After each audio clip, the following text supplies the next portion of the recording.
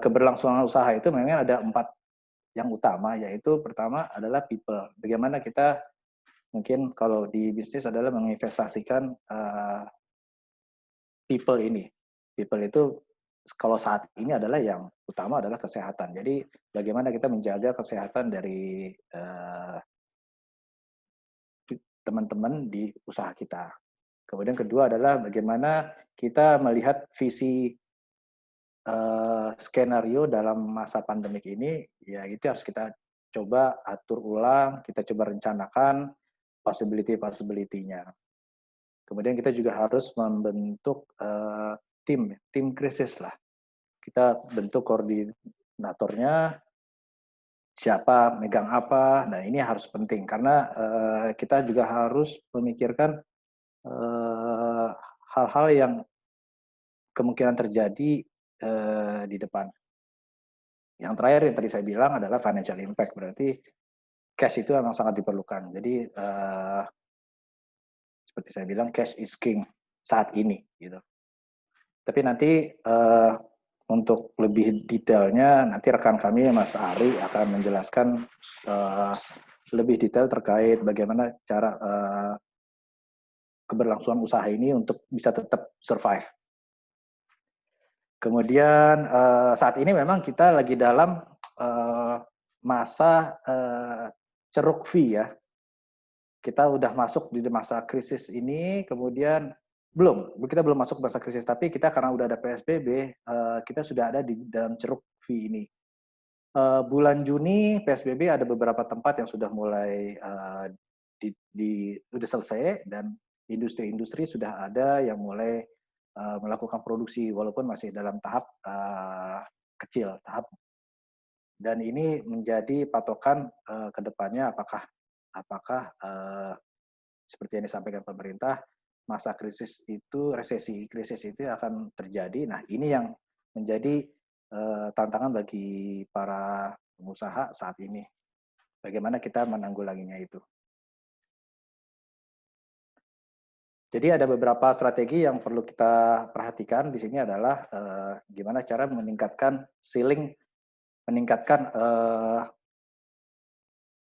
atap kita, yaitu gimana cara memikirkan strategi. Strategi ini sebenarnya harus kita, karena dalam masa pandemik ini strategi harus kita cari cara perubahannya, yaitu yang tadinya misalnya offline, sekarang kita udah harinya ke digital. Mungkin kemarin kita melakukan hal-hal yang sifatnya one to one, sekarang gimana cara strateginya one to many gitu. Kemudian kita juga harus memikirkan bagaimana mendapatkan pasar baru.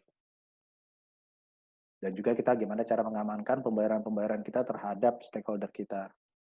Dan yang penting adalah kolaborasi. Kolaborasi ini yang memang sangat diperlukan. Yang tadi silo jalannya sendiri-sendiri, sekarang kita harus memikirkan bagaimana kita berkolaborasi terhadap untuk bisnis kita lebih aman gitu. Kemudian untuk di reduce floor itu adalah kalau kita di industri manufacturing itu adalah sisi di produksinya. Bagaimana kita melakukan improvement terhadap produksi. Kemudian efisiensi biaya itu harus kita juga kedepankan. Karena ada sifat hal yang sangat non material yang nggak perlu kita harus lakukan, itu harus kita lakukan. Kemudian apakah kita perlu automation, apakah kita perlu going digital, nah itu yang harus dipertimbangkan. Kemudian untuk cash flow, jadi gimana kita cara memperkuat cash flow? Jadi kita harus memikirkan insentif stimulus yang sudah dibuka kerannya oleh pemerintah. Kemudian kita harus melakukan juga negosiasi kepada para supplier kita, supaya kita bisa mempertahankan cash flow kita, biar kita bisa hidup. Kemudian kalau kita sudah ada fasilitas dengan perbankan terkait dengan loan, gunakan itu untuk short term-nya. Kemudian kita terus melakukan diskusi terhadap debit kreditur supaya apa? Supaya kreditur kita bisa terus memantau kita dan membantu memberikan solusi. Jadi dalam dalam masa krisis ini memang kita ada namanya sharing pain. Jadi ya masing-masing kita juga harus ya merasakan pain-nya juga sih sebenarnya. Nah, sekarang saya akan membicarakan siapa kita. Kita Astra Ventura itu adalah lembaga keuangan non-bank. Kita 100% milik Astra Internasional. Kemudian berdiri tahun 91. Tujuan kita adalah gimana caranya kita bisa membantu perindustrian kita khususnya yang berada di sektor yang ada di sekitaran Astra. Visi kita adalah gimana kita menjadi rekan yang terbaik bagi IKM kita dengan melakukan value chain terhadap related Astra melalui pembiayaan maupun pendampingan.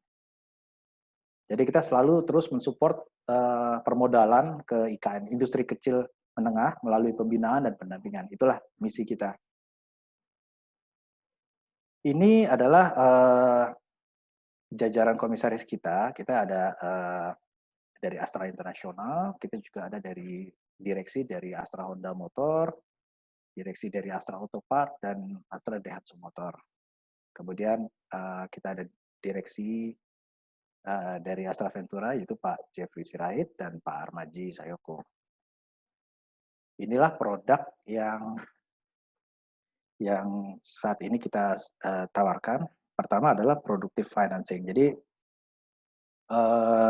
productive financing itu adalah pola pembiayaan sifatnya seperti loan, bisa untuk modal kerja, bisa untuk investasi. Investasi itu bisa investasi mesin, investasi tanah atau bangunan. Kemudian kita juga ada equity partisipasi. Jadi kita investasi secara langsung masuk di melalui penyertaan saham. Kemudian kita juga ada convertible bond, yaitu pembelian obligasi yang dikonversi nantinya menjadi saham. Kemudian kita juga ada namanya invoice financing atau PO financing. Kalau invoice dan PO financing ini memang saat ini kita banyak melakukan ini kepada teman-teman yang invoice-nya related dengan Astra. Jadi karena industri bisnis bidang usaha Astra secara besaran itu ada 7 bidang usaha, yaitu misalnya otomotif, pertambangan, kemudian agribisnis, properti, infrastruktur, dan logistik, dan lain dan lembaga pembiayaan. Jadi network kita Astra ini kita coba bantu dari UKM-UKM-nya yang related dengan bisnis-bisnisnya Astra. Jadi di sini kita bisa bantu melalui invoice financing ataupun dari PO yang ada dari mereka. Benefitnya adalah mereka bisa mendapatkan dana lebih cepat dari masa term of payment-nya. Kemudian mereka bisa mengatur cash flow-nya lebih baik. Kemudian untuk hal ini kita tidak pakai agunan berupa aset, tapi hanya invoice dan PO yang dari Astra. Kalau bunga ini kompetitif. Kemudian selain pembiayaan, kita juga ada added value yang kita tawarkan ke teman-teman nasabah kita, yaitu market connection. Market connection yaitu kita membantu mereka mempertemukan kepada debitur kita kepada Astra Group. Kita saat ini ada sekitar 250 perusahaan Astra Group yang tersebar dari 7 bidang usaha. Jadi saya biasanya membawa mereka ke market Astra untuk mengenalkan mereka ke Astra. Kemudian kita juga memberikan training ke manajemen, kemudian kita juga melakukan visit kepada nasabah-nasabah baik itu dari Astra Internasional maupun dari eksekutif kita sendiri. Kemudian juga ada pendampingan usaha yang bersifat customized, baik itu misalnya pendampingan terkait the financial, kemudian manajemen, dan lain-lainnya.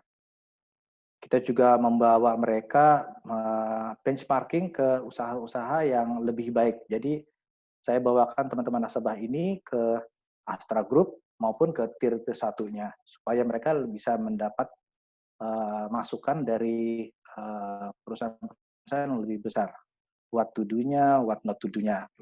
Dan juga overall kita terus melakukan memberikan konsultasi usaha kepada nasabah-nasabah.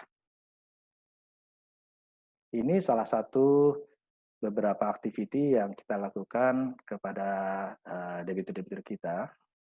Jadi setiap tahun kita tuh juga ada rutin melakukan Astra 1 kita dan beberapa jajaran eksekutifnya melakukan kunjungan ke nasabah-nasabah. Di sini kita memberikan menunjukkan kalau UKM-UKM kita ini mampu bersaing di nasional maupun internasional.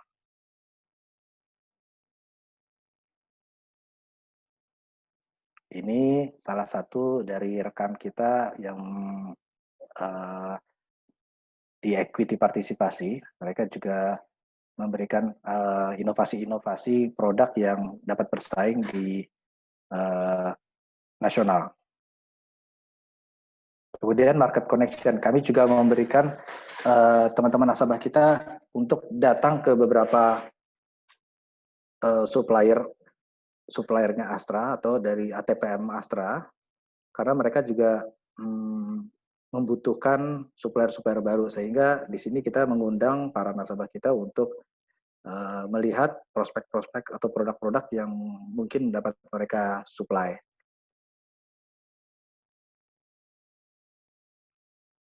Kemudian itu juga ada kunjungan-kunjungan eksekutif. Di sini memberikan masukan dan memberikan saran-saran bagi para debitur kita dari para petinggi-petinggi ATPM yang ada di Astra. Nah, executive sharing juga terus kita lakukan untuk memberikan masukan atau meng-enhance knowledge dan skill dari teman-teman nasabah terkait apapun yang ada di industri. Training manajemen, training kesehatan, training safety itu terus kita lakukan juga kerjasama dengan Yayasan Dharma Bakti Astra dalam hal ini sebagai pusat training bagi UKM-UKM. Kita terus melakukan pendampingan, memberikan bantuan terhadap memberikan masukan untuk mereka dapat lebih serius dalam berinovasi terkait digitalisasi. Kita di sini juga terus menggaungkan untuk UKM kita bisa masuk ke industri 4.0. Ini benchmarking yang kita lakukan. Jadi kita membawa teman-teman UKM kita ke bagaimana mereka melakukan. Kemudian kita juga terus membantu UKM-UKM kita memberikan klinik-klinik, private clinic. Kita memberikan masukan apa yang harus terus diimprove, apa yang harus mereka jaga untuk mempertahankan atau mengescalate industri mereka dari sisi keuangan. Ini portofolio beberapa perusahaan yang ada di kita. Kita so far sudah ada di dalam financing.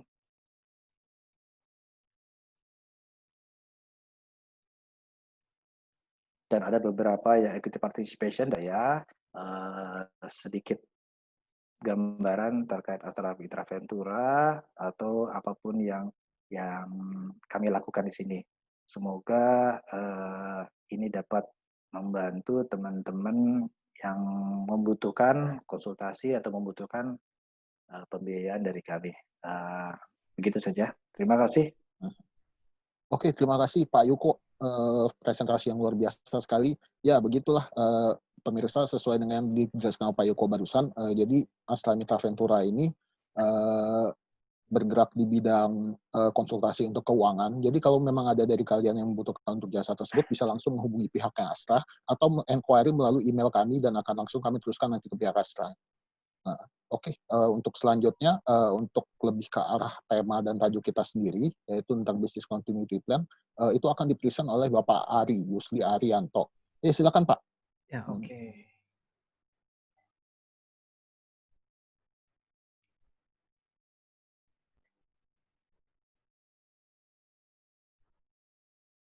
Ya, selamat siang Bapak dan Ibu semuanya. Oke, kita hari ini akan membahas mengenai Business Continuity Plan. Dalam skop yang lebih kecilnya adalah financial recovery. Nah, tentunya Bapak dan Ibu sudah tidak asing dong dengan istilah new normal. Nah, ini saya mengambil insight dari Boston Consulting Group atau BCG. Dan untuk si sesi ini ada yang saya bahas sedikit mengenai para leader kita ya, pemimpin, kepala negara, dan mungkin menterinya juga.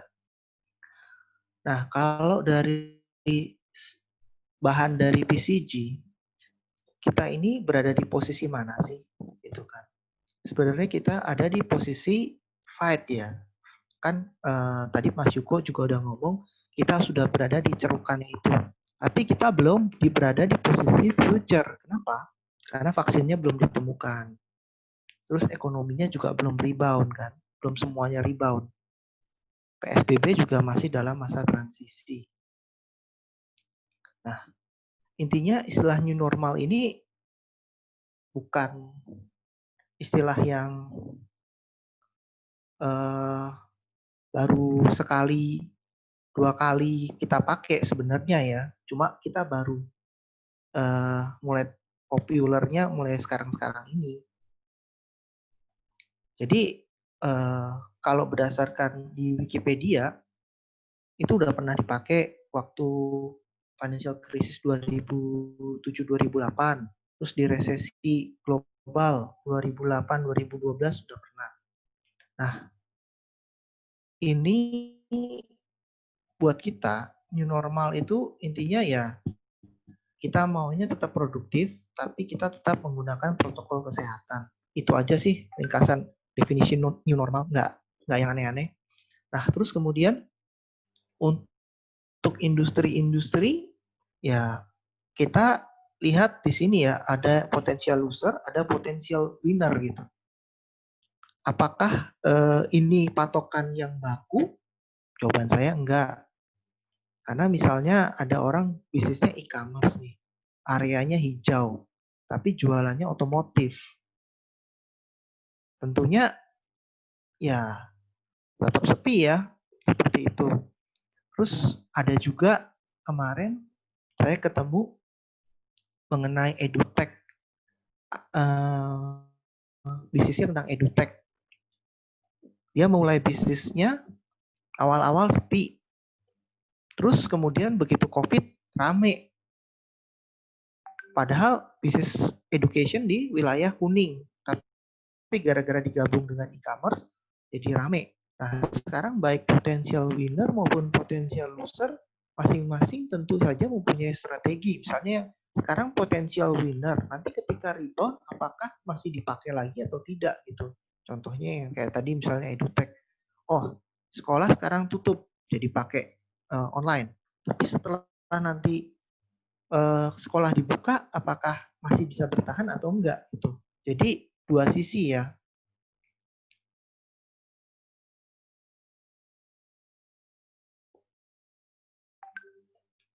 Nah, ini beberapa yang tadi Mas Yuko juga sudah bahas mengenai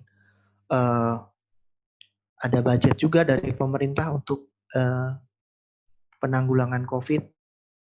Ada insentif pajak juga dari Bu Sri Mulyani, tapi hanya untuk wajib pajak patuh. Ini beberapa protokol pemulihan ekonomi. Ini juga yang sejalan dengan Mas Yuko bilang mengenai ceruk-ceruk, tapi kita nggak tahu tuh ceruknya seberapa dalam.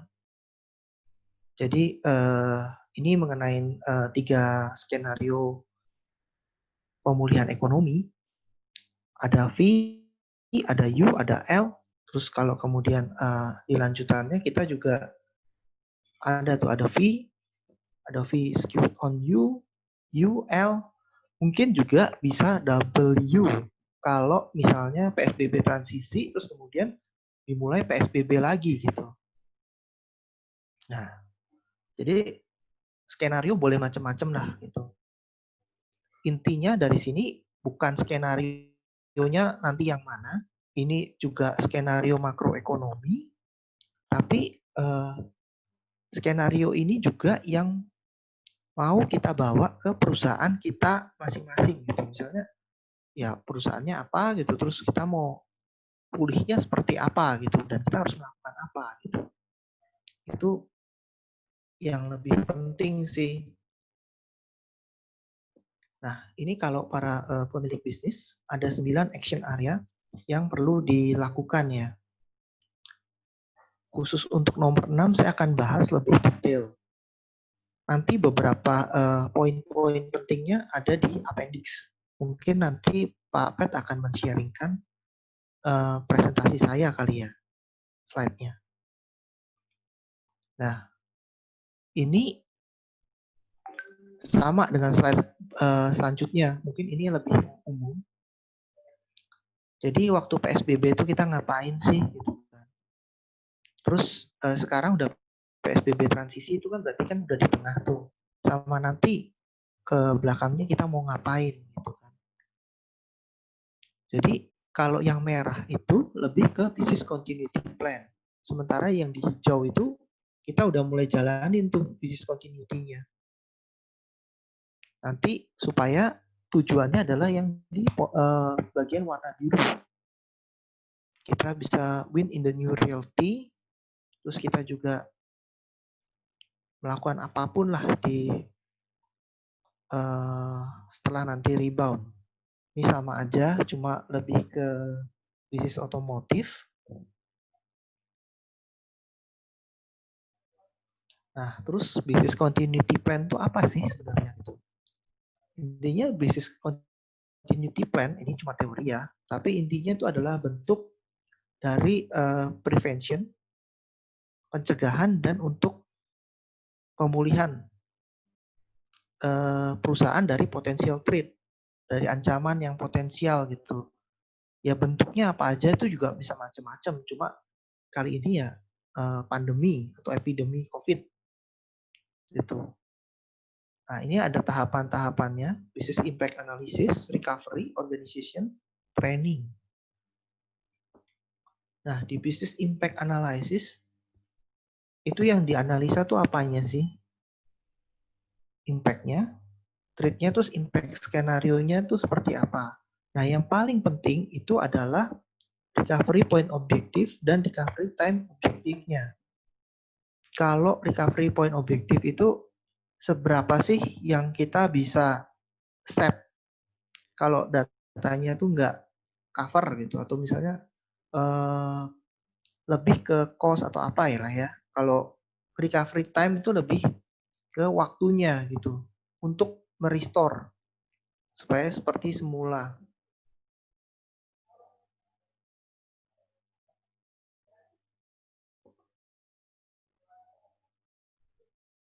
Nah, ini juga ceritanya apa aja sih potensial threat-nya. Nah, yang paling nomor 1 ini yang lagi kita alamin sekarang nih. Nah, ini untuk ceritanya di bawah ini ada bagian untuk SARS waktu 2002-2003. Nah, kalau rapid test pasti udah paham banget ya. Tapi kan rapid testnya buat kesehatan. Nah, kalau kita mau rapid test, terutama financial, kita lihat apanya sih biasanya? Yang pertama pasti kita lihat liquidity ratio-nya. Indikator utamanya adalah current rasionya itu harus lebih dari 1. Kalau enggak, nah udah pasti ada something yang kurang. Nah, terus kemudian kalau current ratio itu bisa dikatakan baik kalau sebanding dengan peningkatan atau penurunan AR trade, inventory, AP trade, dan sales.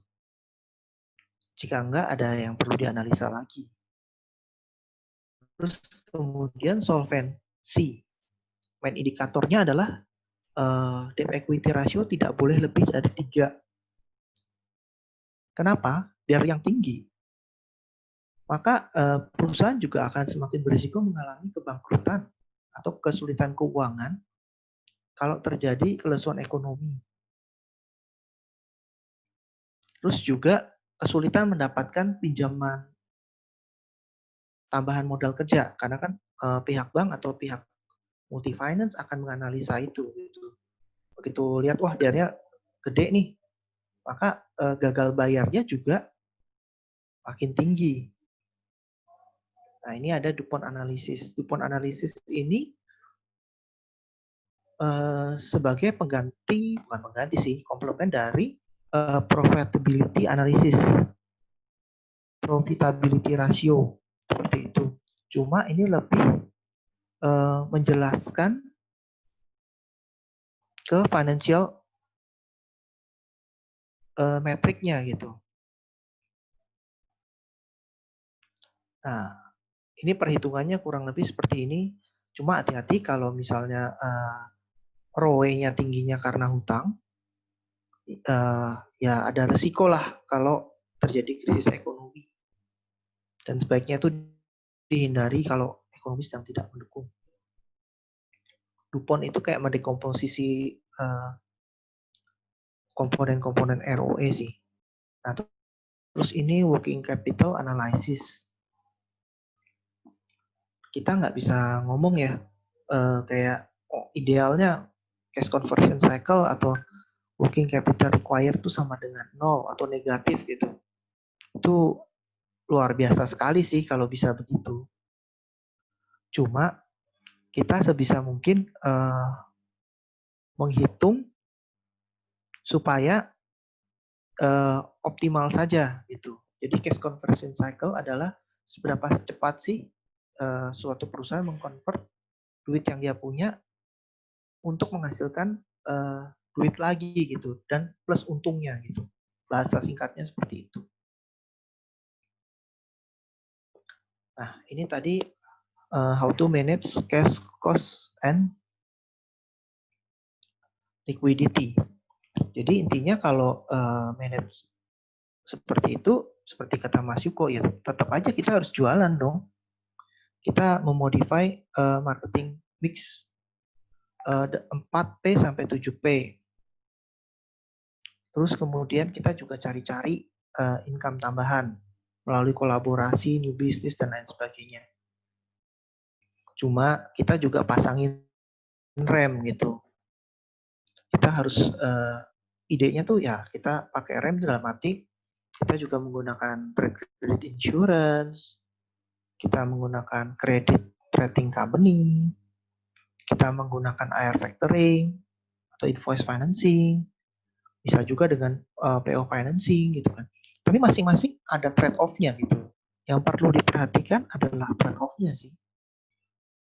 Jadi benefit yang didapat apakah sepadan gitu dengan cost-nya nambah kan, cash flow-nya kurang. Tapi kalau emang worth it ya silahkan. Itu. Terus mengenai ide mengenai reduce cost itu juga kita nggak dalam konteks yang kaku. Misalnya improvement melalui automation atau digitalization gitu kan. Nah ini kan bisa improvement in production. Terus kita membeli mesin baru gitu atau improvement in delivery gitu. Berarti kita mau bikin new fleet, GPS solution gitu. Terus juga bisa improvement in back office. Kita mau pasang sistem ERP atau mungkin juga kalau yang non automation atau digitalization kita juga bisa hire orang. Kan sekarang banyak yang layoff dengan misalnya cost yang lebih miring lah istilahnya seperti itu karena kan banyak yang di layoff jadi otomatis kan banyak orang butuh kerja sehingga ya kita bisa dengan cost yang lebih miring atau improvement di financial ya apply untuk insentif tax, terus negotiate lah dengan bank atau kreditor mengenai new term atau condition, sama dengan supplier atau vendor juga gitu. Ya masing-masing ada plus minusnya, dua sisi. Kalau kita negonya, kita duitnya banyak, tadi kan cash is the king. Kita bilang ya udah deh kita bayar cepet-cepet gitu, karena saya nggak mau bayar bunga kegedean misalnya seperti itu. Ya boleh gitu. Atau kita bilang ya udah kita panjangin aja deh gitu. Nah pasti bank atau multi finance akan kenakan interest yang lebih banyak seperti itu. Tapi kalau ke supplier itu trade off-nya dengan reputation sih. Kalau soal pajak yang seperti tadi saya udah bilang, itu hati-hati juga karena pajak itu pasti juga dengan kita misalnya mau apply insentif, pajak juga pasti menuntut kita tax compliance. Seperti itu aja sih. Oke, sudah selesai. Thank you. Untuk appendix-nya ada di beberapa halaman belakang ini. Apa yang what to do untuk para leader, para business owner ada di belakang ini. Nah ini yang nomor 6 yang tadi saya tuangkan ke dalam bentuk presentasi. Oke, sekian. Oke, mantap sekali, luar biasa presentasi dari Pak Ari. Oke, thank you banget ya Pak. Oke, tadi sudah dijelaskan oleh Pak Ari mengenai business recovery planning untuk continuity.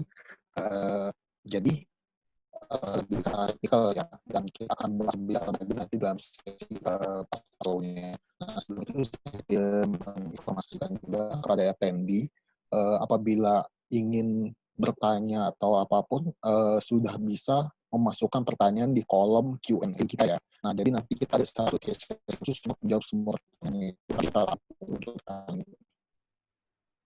Oke, selanjutnya Ari. Oh ya, tadi seperti hilang di layar Pak soalnya Pak Arinya. Oh iya. Iya ya, oke, Saya mungkin juga koneksi sempat apa ya? hilang nih. Iya. Oke, sip, udah kelihatan sih semuanya. Oke, Pak, melanjutkan untuk dari ini presentasi yang tadi nih Pak. Kalau boleh tahu nih, jadi sekarangnya kita udah masuk ke arah PSBB transisi nih. Ya betul. Masih new normal, sebenarnya masih belum ya. Kalau menurut Bapak sendiri, untuk recovery yang sekarang ini udah sampai tahap yang gimana ya Pak ya untuk Indonesia di dalam dunia bisnis, dalam sektor general lah, atau saya bisa bilang menurut Bapak pribadi? Kalau menurut saya pribadi sih, kalau untuk skenario yang V tadi sepertinya nggak mungkin juga ya. Itu kan kurang lebih 3 bulan langsung recover gitu.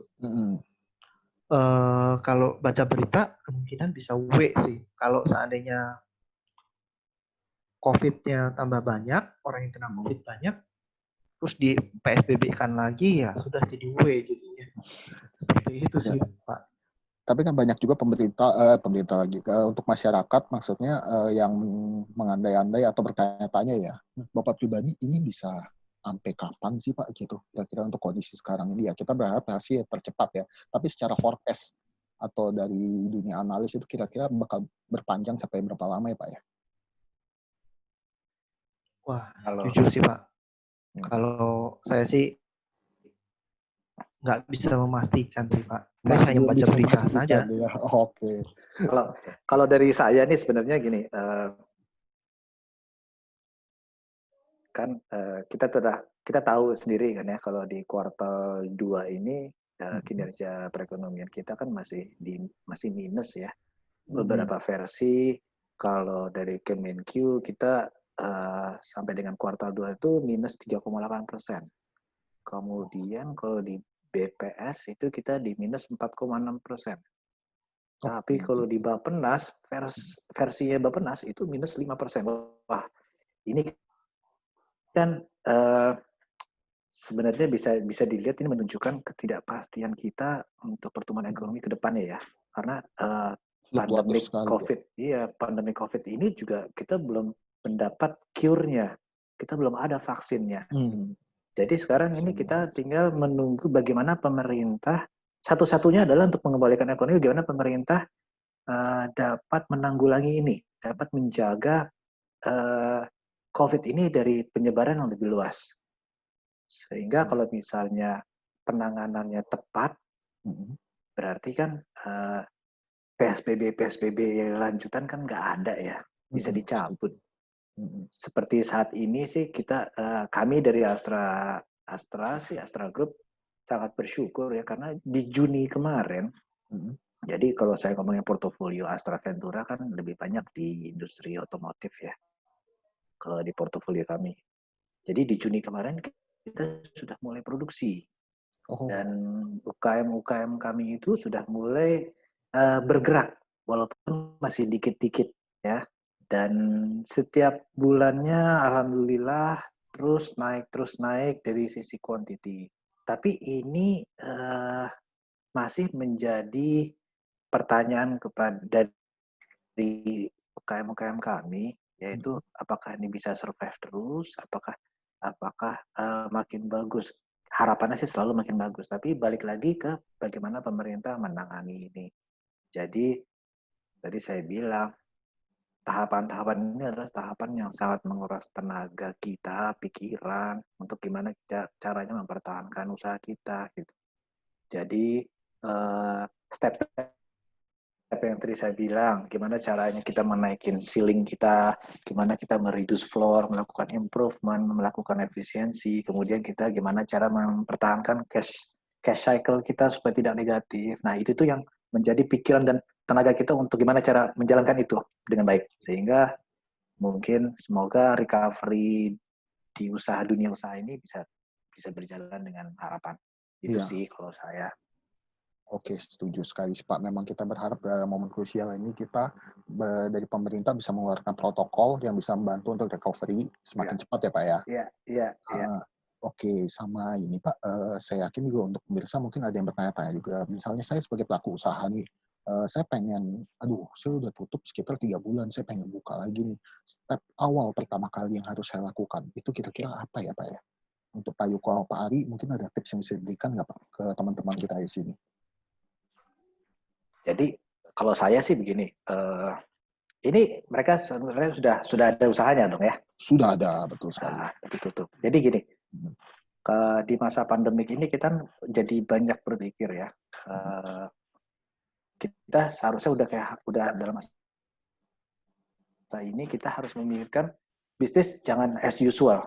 Bagaimana kita mencari inovasi-inovasi yang akhirnya kita bisa menjual produk kita di masa-masa kayak begini. Gitu loh. Jadi saya pikir agility kita harus agile terhadap situasi kondisi saat ini. Jadi kita berpikiran kreatif dan inovasi inilah yang menurut saya sangat diperlukan untuk menentukan bisnis apa yang bisa kita jalankan. Karena kalau kita masih mau menjalankan bisnis as usual, produk as usual, caranya juga as usual, ya kita nggak akan bisa hidup di saat-saat kayak begini ya. Gitu. Mesti adaptasi ya Pak ya? Betul. Dari Pak Ari, mungkin Pak? Yang seperti di slide saya tadi mengenai kita coba elaborate lagi lah marketing mix yang 4P, 7P itu. Nah, kita misalnya macam-macam lah. Misalnya contoh, kalau kita sekarang beli kopi, mungkin Pak Pet juga beli kopi, sekarang nggak ada yang mau kap-kapan gitu. Kayaknya nggak maunya 1 liter gitu, jualannya 1 liter gitu. Itu kan salah satu ide juga kan. Iya sih, betul. Terus kayak saya punya kantor lama, tempat dulu saya pernah bekerja. Sekarang kebetulan di tour and travel, dia sudah nggak bisa beroperasi, belum bisa lah tepatnya. Dia jualan merchandise dari misalnya dari Israel, dari tempat-tempat umroh dan lain sebagainya. Itu juga ide juga sih. Oke, creativity ya. Ya, atau mungkin coba changing kali ya. Misalnya kan ada yang bisnisnya otomotif, wah permintaannya berkurang, dia bikin ventilator seperti itu. Oke.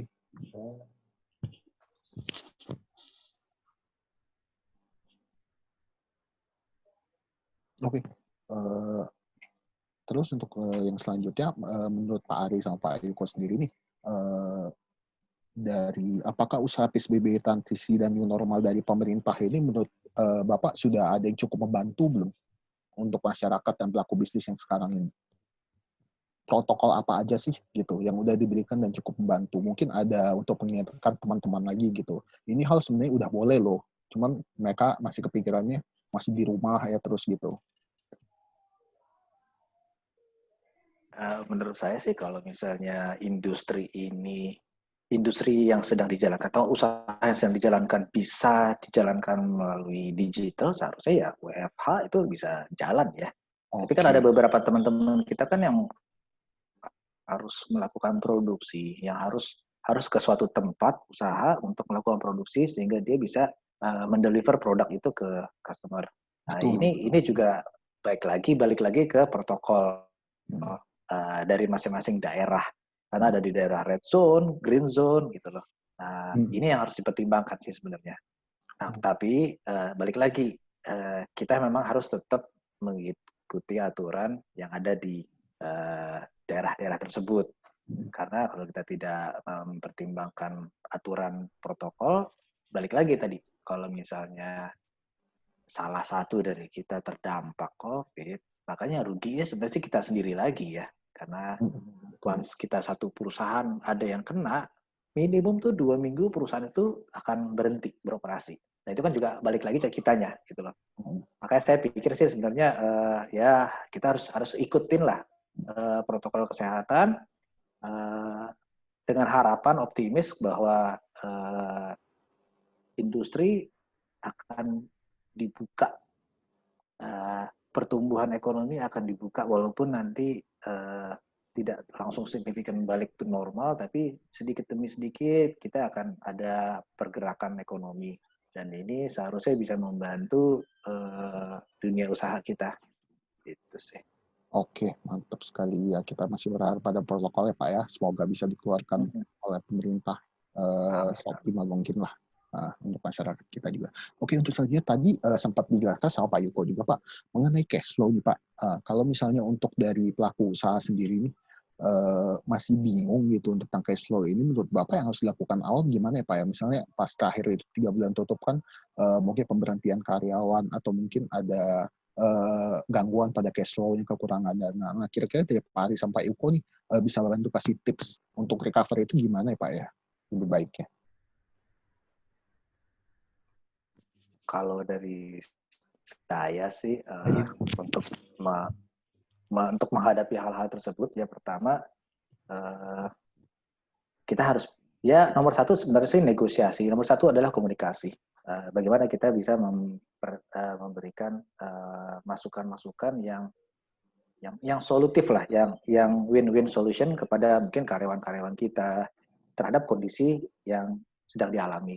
Jadi pertama sih sebenarnya negosiasi, gimana kita dealing sama people, sama stakeholder. Bila kita punya tabungan, ya seharusnya sih kita keluarin tabungan kita untuk kepentingan karyawan kita lah, ya karena karyawan kita ada keluarganya juga. Jadi memang di situ kita memang harus yang tadi saya bilang sharing pain. Kemudian bila ada fasilitas bank yang belum terpakai, saya harap sih sebenarnya bisa dipergunakan, tapi tetap diskusi dulu dengan banknya. Karena usahanya kita kan masih terganggu nih. Apakah nantinya kita harus mengembalikan sesuai. Nah ini hal-hal inilah yang perlu kita lakukan negosiasi baik kreditur. Sehingga kita mungkin bisa minta keringanan sama kreditur terkait tolong diperpanjang tanpa memberikan relaksasi 6 bulan maupun setahun. Nah itulah saya pikir sih komunikasi atau negosiasi itu yang harus kita jalanin sih sebenarnya. Bisa dikonsultasikan ya Pak ya, yang seperti itu ya. Pasti. Karena ini kan kondisi ini kan bukan karena kesalahan suatu usaha kan. Ini kan kayak global pandemic gitu loh. Betul. Jadi ya kita semua tahu sih, dan yang jatuh usahanya juga bukan kita aja, juga seluruh dunia juga merasakan itu. Iya, Jadi sekali. inilah seperti kayak force major lah gitu, Mas. Oke tuh, dari Pak Yuko tuh teman-teman udah bisa memberikan saran yang luar biasa sekali. Jadi nggak perlu malu-malu. Jadi langsung aja bisa konsultasi, hubungi dari pihak Astra atau dengan pihak kami. Oke, untuk selanjutnya. Financial rapid test, Pak. Bisa Financial financial rapid rapid test dulu. Itu gimana tuh Pak? Coba Mari. Oh, yang tadi saya sharingkan, Pak. Ada apa?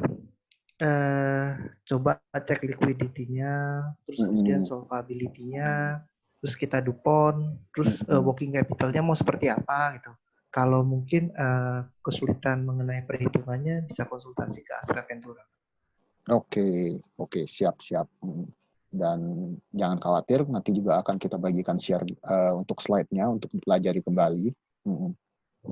Dari pihak Astra, nanti boleh minta tolong share juga ya Pak ya, untuk slide-nya. Oh iya, boleh. Oke, terima kasih. Oke, untuk selanjutnya, itu kan dari segi untuk dari cash flow. Misalnya nih, keadaan cash flow udah ready nih, seperti yang Pak Yuko katakan tadi kan, mungkin ada beberapa bidang usaha tuh yang mesti pergi langsung ke pabrik gitu. Untuk protokolnya, kalau nggak bisa mulai produksi. Nah, ini bisa kasih contoh nggak ke teman-teman sekalian gitu, seperti apa sih protokol kesehatan untuk karyawan gitu, kalau memang mesti menghadiri atau datang ke kantor. Kira-kira tips-tips apa aja nih buat mereka mulai lagi usahanya gitu. Aturan-aturan apa aja sih yang harus ditetapin gitu. Mungkin di lapangan beda gitu ya praktisinya. Itu gimana tuh kira-kira Pak? Kalau dari teman-teman nasabah kami sih, atau nggak kami pun, kalau dari kantor atau bagian administrasi, tetap kita melakukan minimum maksimum tuh 50%, 50-50. Jadi 50 di rumah, 50-nya di office. Tapi ini maksimumnya. Kadang juga ada beberapa yang cuma 20%. Tergantung dari industri usahanya seperti apa. Kemudian kalau di lapangan sih memang protokolernya ini yang harus diterapkan secara benar-benar, karena kita pandemik ini bermain tidak boleh main-main. Menghadapi ini tidak boleh main-main. Jadi biasanya kan ada orang menganggap sepele atas virus COVID ini, gitu ya. Jadi memang ini perlu dikasih disiplin. Disiplinerinya itu harus ada kalau melakukan usaha di lapangan ya. Karena jadi dari masker, dari temperatur, terus teman-teman juga ada memberikan vitamin atau memberikan minuman-minuman kesehatan untuk mereka bisa lebih fit. Karena mereka itu juga nanti kan akan balik ke rumah dan balik lagi ke tempat kerja, dan kita nggak tahu mereka itu apakah carrier apa nggak. Jadi memang ini yang menjadi bagian penting di lapangan untuk terus melakukan konsistensi yang tetap harus dilakukan untuk kesehatan. Itu sih kalau saya sih ya sebenarnya. Oke, terima kasih. Kalau dari Pak Ari mungkin Pak kurang lebih sama atau bagaimana? Mungkin ada info. Kalau kita di bagian finance, tempat duduknya juga biasa di jeda satu ya Pak. Oke. Seperti itu. Terus ya sama lah, masker juga. Kecuali kalau pas bawain webinar kayak gini ya kita copot masker, makan copot masker, seperti itu. Iya. Oh, tapi untuk hand sanitizer sekarang masih banyak ya Pak ya? Atau gimana juga? Masih pakai juga. Masih dari pintu masuk depan gitu ya? Iya. Ya. Oke, sip. Mantap sekali ya. Ini kan kita berarti sekarang kita sedang melakukan adaptasi kebiasaan baru, kata pemerintah kan. Jadi bukan new normal, tapi adaptasi kebiasaan baru. Jadi saya sekarang secara pribadi kalau keluar kemana-mana tanpa masker itu merasa kayak aneh, ada yang aneh. Karena kebiasaan kita kan 3 bulan terakhir kan selalu pakai masker. Jadi sekarang kalau saya keluar tanpa masker, kayak kayak seperti nggak bawa dompet atau nggak bawa handphone gitu loh. Saya harus lari balik ke rumah untuk ngambil masker. Jadi hal-hal inilah mungkin kedepannya yang akan menjadi suatu kebiasaan baru kita sih. Oke.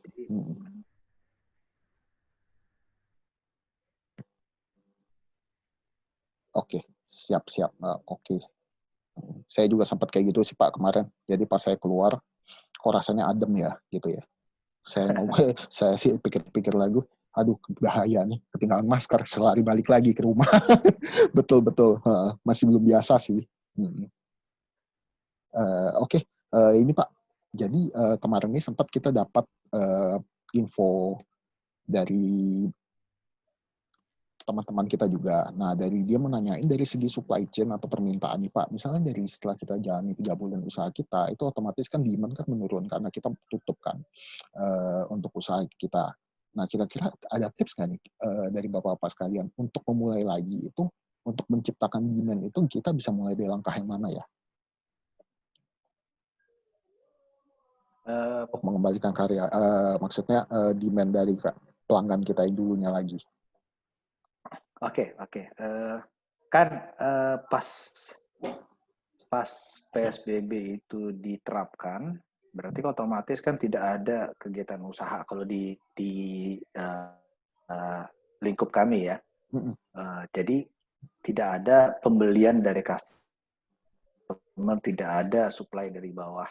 Jadi saat PSBB dicabut ini, nah ini adalah kita gimana caranya kita bisa menjual produk kita. Jadi lebih lagi tadi seperti saya bilang adalah negosiasi. Negosiasi itu misalnya negosiasi terhadap stakeholder kita lah. Pertama customer, kedua supplier. Terhadap supplier kita bisa memberikan negosiasi jatuh temponya. Misalnya kita tadi biasanya bayar sebulan, tapi kita memberikan negosiasi pengertian ke mereka untuk kita nego ke 2 bulan, even 3 bulan. Tapi dari sisi salesnya kita juga terus harus melakukan improvement. Apakah kita bisa menjual produk ini atau kita mencari suatu hal yang baru atau caranya menjualnya harus beda. Dan ini juga harus kita pertimbangkan. Jadi supply chain itu sebenarnya harus dari produk demand, kemudian supply-nya. Nah, tapi ini atas dan bawah ini harus terus dilakukan komunikasi atau negosiasi di sini. Jadi kita nggak boleh diem aja gitu loh. Nanti tiba-tiba kita nggak bisa bayar, kita diem aja, ntar dimarahin. Jadi seperti saya bilang, komunikasi adalah suatu hal yang penting saat ini dalam masa-masa pandemik ini. Itu sih menurut saya. Oke, setuju. Nah, kalau dari Pak Ari, Pak, mungkin ada input? Sebenarnya sama aja sih dengan Mas Yuko. Intinya ya kita mesti banyak-banyak ya negosiasi dan diskusi lah ya gitu. Ibaratnya ya kayak begini kan pandemi kita sharing pain juga gitu kan. Ya kalau kita banyak diem-diem tahu-tahu nanti misalnya default gitu kan tiba-tiba wah nggak benar gitu kan. Penyesuaian benefit ya, jadi komunikasi sama pelanggan kita berikan mereka diskon atau benefit lebih ya dibanding yang biasanya seperti itu ya. Mungkin. Jadi kalau kita tuh dulu gini, pas di awal-awal Maret sudah lihat di Cina itu yang terpapar COVID makin lama makin besar, terusnya mengarah di awal Maret kan di Indonesia ternyata sudah ada terpapar kan. Kemudian pertengahan Maret Indonesia, Jakarta lah dimulai dengan PSBB. Nah itu dari situ tuh saya tuh sudah banyak menerima call, saya memberikan konsultasi atau berdiskusi kepada seluruh yang klien-klien yang kami kenal. Jadi lebih ke mencari way out di masing-masing usahanya mereka gitu loh. Tidak selalu sama, tapi masing-masing itu ada way out-nya masing-masing dan cara mereka berbisnisnya juga beda. Jadi saya terus melakukan ya diskusi sama mereka dan itu tidak ada henti-hentinya sih setiap hari walaupun kita sudah di WFH tapi kita komunikasi itu diskusi itu tetap terus berjalan karena mereka memang butuh kayak semacam curhat ya. Dan kami di sini sih adalah memang karena kita membina, kita mendampingi mereka, jadi curhatan itu perlu juga untuk dilakukan oleh mereka karena mereka butuh mengeluarkan emosi mereka gitu. Jadi kita ya di sini ya memberikan, syukur-syukur kita dapat memberikan way out atau kita memberikan solusi yang terbaik buat mereka. Itu sih. Oke, sip. Mantap sekali Pak Yuko. Sama Pak Ari, thank you untuk jawabannya. Sama terakhir nih Pak, sebelum mungkin kita masuk ke Q&A. Wah, tidak terasa ya udah 1 jam, udah jam 3 lagi loh ini. Terima kasih untuk teman-teman dan hadirin sekalian yang masih stay di acara ini. Oke, untuk terakhir mungkin nih Pak, kira-kira dari Astra Mitra Ventura sendiri, ada sesuatu yang bisa diinfokan atau tips dan trik nggak nih ke kita atau ke teman-teman sekalian untuk membantu perekonomian Indonesia untuk recover lebih cepat gitu. Kira-kira apa ya gitu? Saya sih selalu bilang ke debitur saya, nasabah saya, apa yang penting, yang pertama dan yang terpenting itu adalah kita harus bantu sih perekonomian Indonesia untuk bisa recovery lebih cepat. Yaitu apa? Yaitu menjaga kesehatan kita. Diawali dari diri sendiri, kemudian keluarga sekitar kita, kemudian karyawan-karyawan kita, terus pihak-pihak yang terlibat sama kita secara langsung atau tidak langsung, dengan protokol kesehatan yang kalau saya bilang harus ketat dan konsisten. Gitu. Karena ini kalau kita bisa menjaga kesehatan, kita tidak bisa menciptakan tidak adanya paparan baru COVID, itu berarti kan Indonesia bisa lebih sehat dan industri akan mulai berjalan. Gitu. Soalnya kita bayangin aja kalau kita ada yang terpapar, satu pabrik atau satu usaha, satu kantor akan di close down. Nah, itu kan akan berimpact. Belum nanti turutannya kemana-mana lagi, di rumahnya, di sekitar industri-industri di lockdown. Nah, itu kan menjadi berimpact di roda perekonomian kita. Jadi saya sih cuma saranin aja adalah jaga kesehatan karyawan juga, jaga lingkungan kita untuk bersih dan lebih sehat gitu.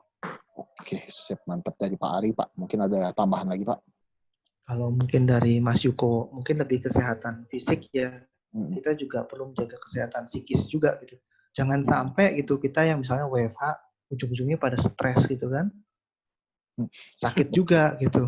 Malah kita nggak bisa usaha juga gitu. Psikis ya, jadi, Pak ya? Ya mesti balance juga gitu kan. Oke. Harus ada teman lah untuk diskusi sebenarnya gitu. Iya. Tapi cari teman diskusi, cari teman yang punya visi yang optimis. Lagi takutan ya kita aja juga jadi takut untuk jalan ke depan gitu lah. Tuh teman-teman, ditawarin tuh kalau misalnya ke depannya butuh teman konsultasi atau teman bicara buat ngobrol biar nggak bosan di rumah, bisa ke Pak Yuko sama Pak Ari itu. Silakan. Bisa membahas apapun, rumah tangga. Ya biar nggak bosan. Oke, sip. Kalau gitu, thank you untuk bapak-bapak sekalian.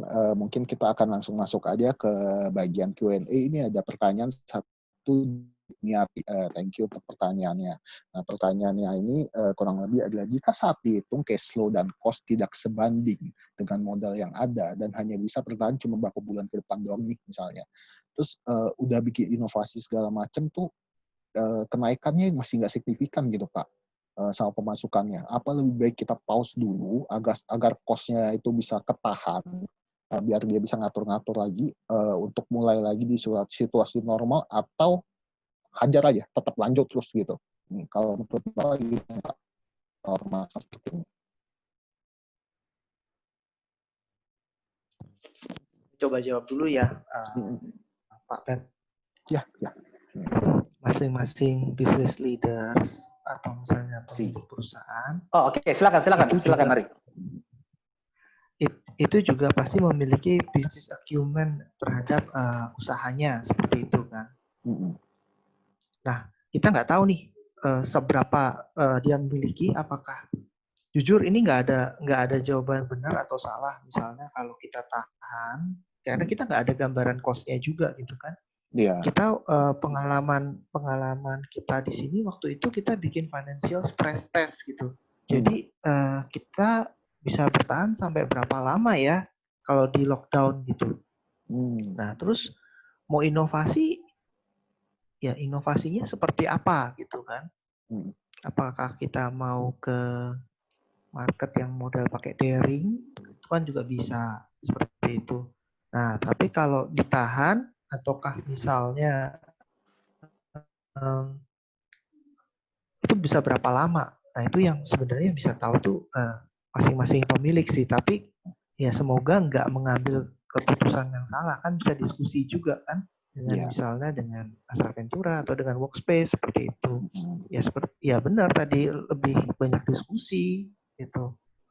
Jangan kita aduh stres nih, terus kita udah tutup aja, atau misalnya aduh lanjut aja, tapi lanjut aja nggak terkendali juga, kita nggak tahu gitu.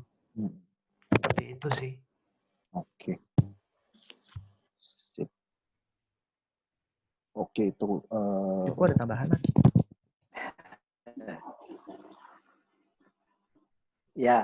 Ya tadi saya bilang inovasi itu kan tidak selalu membuahkan hasil sih, ya.